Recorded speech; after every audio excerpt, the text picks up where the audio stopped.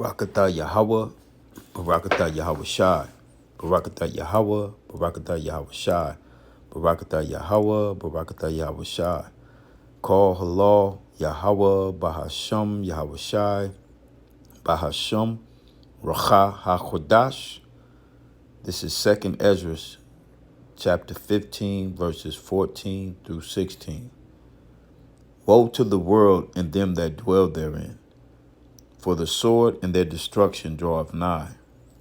And one people shall stand up and fight against another, and swords in their hands.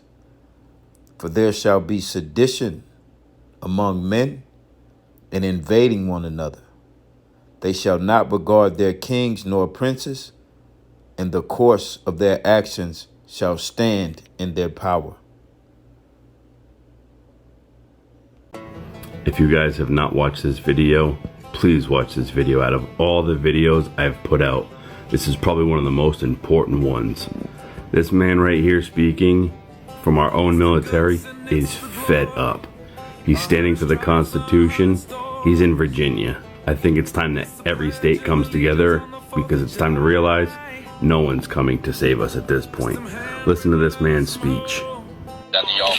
So initially we had planned to make the speech to law enforcement, but since they're a no-show, we're going to make it to y'all. So members of the media, the public, my brother's standing here in arms today, law enforcement that's probably stalking this right now, and whoever else cares to listen. Why are we here?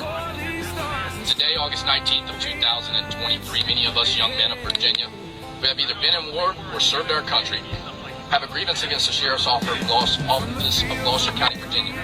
In 2021, the Sheriff's Office, among many other Sheriff's offices in the state of Virginia, vowed to be a Second Amendment sanctuary, promising to preserve the very amendment that protects our Constitution and our homeland. In recent months, they have enforced unconstitutional laws and invented new offenses to satisfy their desire to control this country's politics, including the arrest of 4 citizens lawfully exercising their right to carry a weapon, one of which is actively serving this great nation. When I say the word lawfully, I mean in accordance with the rights protected by the Constitution and without regard to any supposed law that contradicts those rights. These men have fallen victim to weaponized politics. Concerned for the community, they attended a school board meeting at an office facility that, according to zoning laws, is a government facility. And after the speech given by a community member peacefully addressing the misuse of power by members of the school board and the use of politically motivated violence by an elected official prior to that meeting, all 4 men exited the building peacefully and quietly to return to their daily lives. They were immediately and without provocation confronted by sheriff's deputies who didn't ask them if they were armed. In the following discussion, it was determined that they were in fact carrying weapons in accordance with their rights. All handguns were confiscated, and less than 3 days later, felony warrants were issued for their arrest. All of this transpired because they spoke up against the misuse of power in Gloucester County, and Sheriff Warren felt the need to protect his corrupt cronies. Seeing this misuse of power repetitively across Virginia, beginning with the General Assembly's special session in 2020 that passed unlawful acts of armed control, has led me to believe this: the law and the creator of the law are not the direct issue. The ones who enforce the law are the most basic threat to our liberty when they abuse their power, as Sheriff Warren has done. For without this arm, this weapon, this blue boot, the law has absolutely no power. Hypothetically, if China were to invade us, we wouldn't take the fight to their Politburo. We would fight their infantrymen, the boots on the ground. When it comes to the law has no power until it's enforced. And so our problem is with law enforcement who chooses to enforce corrupt laws that violate the Constitution. In days of old, our forefathers repeatedly begged that their grievances be solved. They cried to the king, they cried to Parliament. The king answered by deploying troops to occupy homes, steal arms and money, and murder dissidents and protesters, as we see repeatedly across the U.S. today. This is why our founders warned us of professional men-at-arms enforcing the government's will, and yet somehow supposed freedom-loving Americans have continually given up rights and freedoms to the very standing army that strips away our rights in the name of earning a living. Out of control, rogue law enforcement. Today I'm not here to beg, and I am not here to cry. I'm not here to question their authority. I'm here to completely and unequivocally deny the very legitimacy of its existence. I'm here to do this. I'm here to remind every man and woman that wishes to breach our Constitution that many of us vehemently swore an oath to defend, to remind you that we are awake. We are ready, we will fight, and we will die. We will do everything within our power to defend those rights enshrined within the Constitution. We will not attack anyone, but we will always defend ourselves if attacked. To the officers that are watching this, you violated the Constitution of the United States. Someday you will answer for these violations. If not before man, you will answer to it before God. You disgust us. You are not our brothers. You have no right to fly our flag. You have no right to be an American. You are Tories, redcoats, and not patriots.